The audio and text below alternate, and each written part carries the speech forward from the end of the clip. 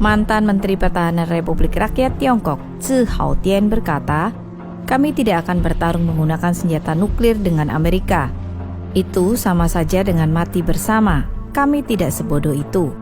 Tetapi menggunakan satu-satunya rahasia untuk menggunakan senjata non-destruktif yang dapat membunuh banyak orang, yaitu senjata biologis."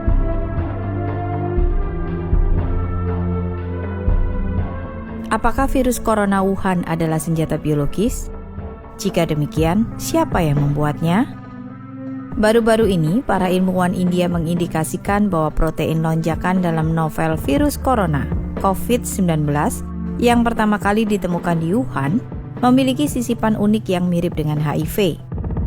Ilmuwan peneliti asal India, Anand Ranganathan, mentweet, "Ya Tuhan, ilmuwan India baru saja menemukan insersi mirip virus HIV/AIDS pada virus nCoV 2019 yang tidak ditemukan dalam virus corona lain."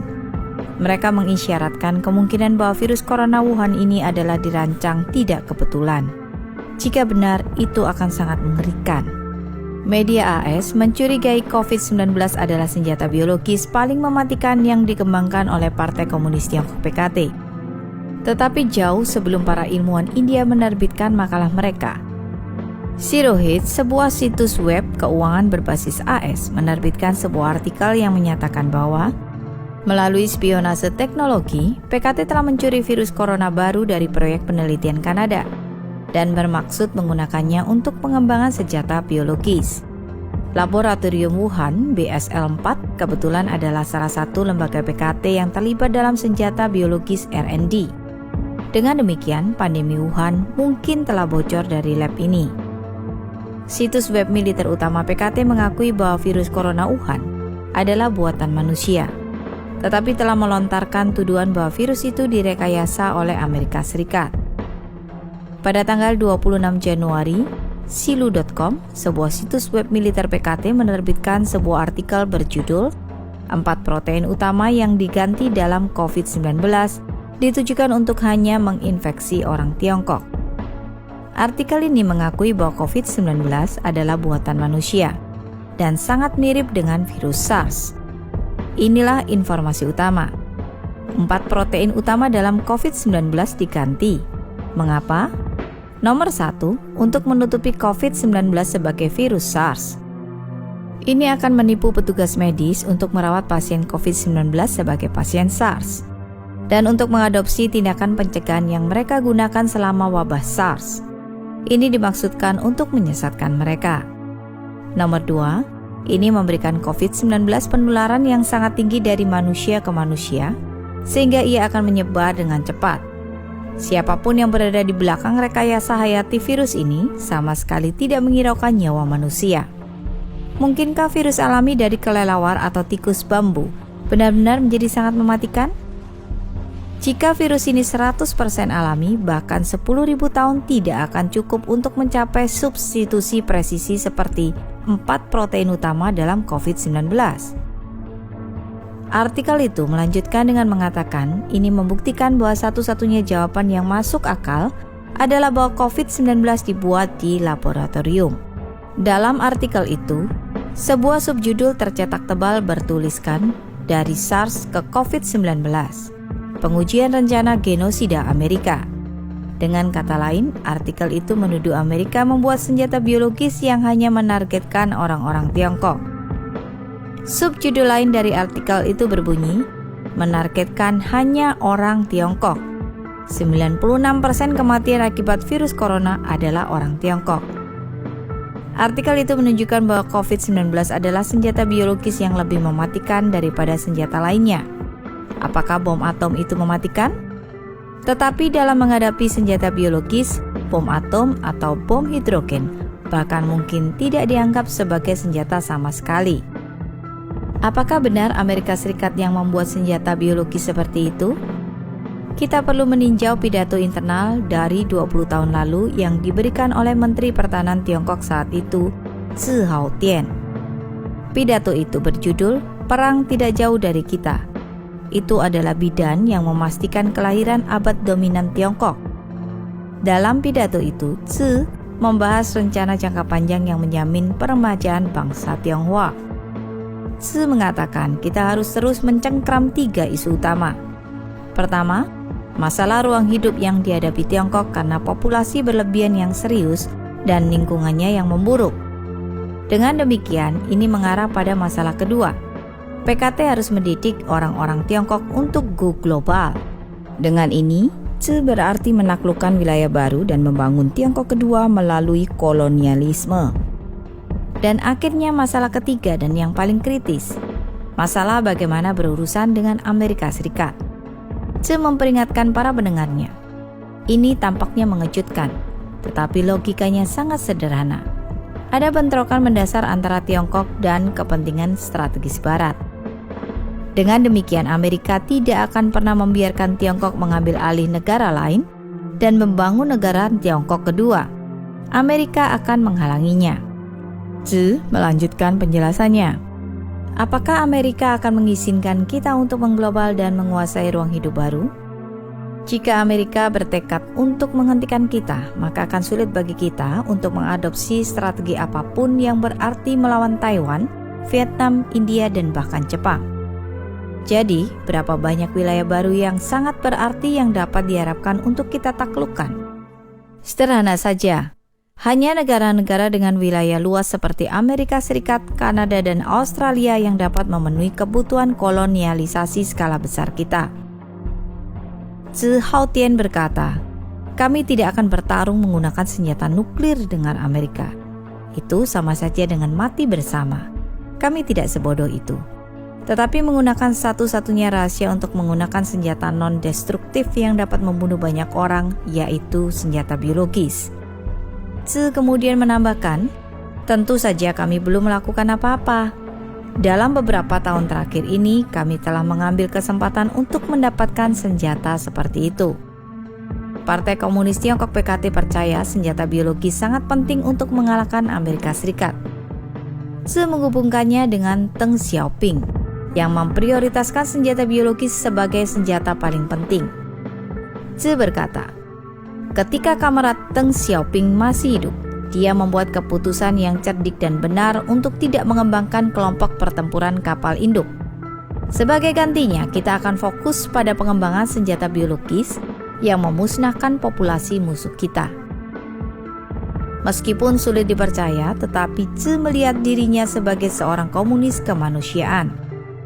Dia mengakui bahwa dia merasa bertentangan dengan hal ini.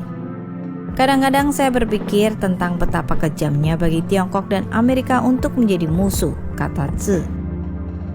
Bagaimanapun, Tzu mengakui bahwa Amerika membantu Tiongkok selama Perang Dunia II. Orang-orang Tiongkok ingat bagaimana Amerika membantu kami melawan imperialisme Jepang. Tetapi semua itu tidak lagi penting sekarang. Dalam jangka panjang, pertempuran antara Tiongkok dan Amerika adalah satu pertempuran yang hanya satu dari kami yang menjadi pemenang. Tetapi Amerika adalah negara paling sukses di dunia saat ini. Hanya ketika kita telah berhasil mempelajari segala sesuatu yang bermanfaat dari Amerika, kita berharap untuk bisa mendudukinya di masa depan. Kita tidak boleh lupa apa yang telah diajarkan oleh peradaban kita di masa lalu berkali-kali. Tidak mungkin ada dua harimau yang mendominasi gunung yang sama. Jadi kita harus membuat persiapan untuk dua kemungkinan hasil. Jika perang biologis kita terselubung dan berhasil, maka itu berarti perjuangan kita melawan Amerika dan mengakibatkan jumlah kematian paling sedikit dari orang-orang Tiongkok. Tetapi jika perang biologis gagal dan Amerika menanggapi dengan pembalasan nuklir, maka lebih dari setengah populasi Tiongkok kemungkinan akan binasa. Jadi kita harus memastikan bahwa kota-kota Tiongkok berukuran besar dan menengah dilengkapi dengan pelindung radioaktif. Namun untuk masa depan partai, negara, dan bangsa, kita harus maju dengan berani. Tidak peduli seberapa sulitnya hal itu, tidak peduli seberapa besar pengorbanan yang akan terjadi. Bahkan jika kita kehilangan lebih dari setengah populasi, ia dapat diregenerasi. Tetapi begitu Partai Komunis runtuh, semuanya akan berakhir selamanya. Sekarang setelah mengatakan itu, beberapa dari Anda mungkin bertanya-tanya, bagaimana dengan sesama rekan kita di Amerika? Ada beberapa juta dari mereka. Mereka mengatakan, bukankah Anda mengatakan orang-orang Tiongkok tidak akan membantai jenis mereka sendiri? Terhadap hal ini, Tzu berkata, rekan-rekan ini terlalu keras kepala dan tidak terlalu peduli pada kepraktisan. Jika kita bersikeras bahwa orang-orang Tiongkok tidak boleh membantai jenis mereka sendiri, bagaimana kita bisa membebaskan Tiongkok? Selain itu, kebanyakan orang Amerika keturunan Tionghoa menjadi beban bagi kita, dalam arti bahwa mereka telah tenggelam dalam pemikiran bourgeois dan liberal, dan mereka kurang menerima kepemimpinan partai kita. Jika mereka ingin selamat dalam peperangan, nanti kita harus melancarkan kampanye politik untuk menghadapinya dan mengubahnya.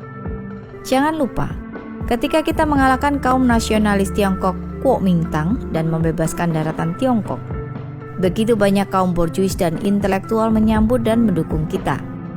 Meskipun demikian, nantinya kita masih harus membersihkan dan mengubahnya melalui kampanye anti-revolusioner dan anti-kanan. Beberapa sifat alami orang-orang ini tersembunyi sangat dalam. Kami harus mengungkapkan siapa mereka sebenarnya melalui revolusi budaya. Ideologi Barat telah mendominasi dunia. Pemuda-pemuda kita telah dipengaruhi oleh pemikiran Barat tentang penghormatan terhadap kemanusiaan dan hak asasi manusia. Jadi kita tidak tahu pasti apakah orang-orang kita mendukung kita. Jika mereka menentang kita membersihkan Amerika, maka kita pasti harus melakukan langkah-langkah untuk menghadapinya. Karena itu, semua orang mungkin mengerti mengapa kita baru-baru ini memutuskan untuk lebih mempromosikan ateisme. Jika ateisme Barat ingin datang ke Tiongkok untuk melemahkan kita, dan jika orang-orang Tiongkok ingin mendengarkan Tuhan dan mengikutinya, lantas siapa lagi yang dapat mendengarkan kita dan mengikuti kita? Jika orang-orang kita mempertanyakan kemampuan Hu Jintao dalam memerintah dan meminta untuk mendirikan entitas pengawas untuk mengawasi perilakunya, dan jika pengunjung gereja mempertanyakan mengapa kami telah mengambil alih tempat Allah di gereja-gereja mereka, lalu bagaimana mungkin partai kita terus memimpin Tiongkok? Sekarang kita berada pada saat yang kritis, sebanding dengan ketika pasukan revolusioner kita saat itu sedang mempersiapkan diri sebelum menyeberangi sungai Yangtze. Tetapi selama kita fokus pada hal yang paling mendasar, yaitu mempersiapkan perjuangan militer, Komite Sentral percaya jika kita dapat menyelesaikan masalah Amerika, semua masalah dalam negeri kita juga akan dapat terselesaikan dengan mudah. Jadi, di permukaan, persiapan militer kita menargetkan disensor. Tetapi sebenarnya ia menargetkan Amerika. Dan tujuannya jauh melebihi mengalahkan kapal induk dan satelit AS.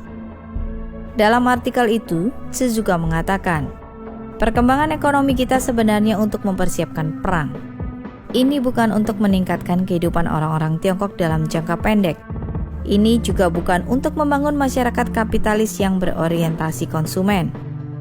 Dia secara terbuka menyatakan, kami masih menekankan pembangunan ekonomi sebagai fokus, tetapi pada kenyataannya pembangunan ekonomi berfokus untuk perang. Pada tahun 2003, tak lama setelah pidato Tzu Hautian, ia mengundurkan diri sebagai Menteri Pertahanan, dan pada tahun yang sama, SARS, coronavirus, pecah di Tiongkok. Secara kebetulan juga, di tahun yang sama otoritas Tiongkok memutuskan untuk membangun laboratorium virus P4, BSL-4 di Wuhan. Berdasarkan konten dalam pidato Tzu, mungkinkah virus COVID-19 yang dimulai di Wuhan berasal dari lab P4 Wuhan? Grid Game India percaya bahwa COVID-19 dapat menjadi senjata baru sebagai bagian dari skema PKT untuk mewujudkan komunisme jahatnya di seluruh dunia. Coba pikirkan semuanya.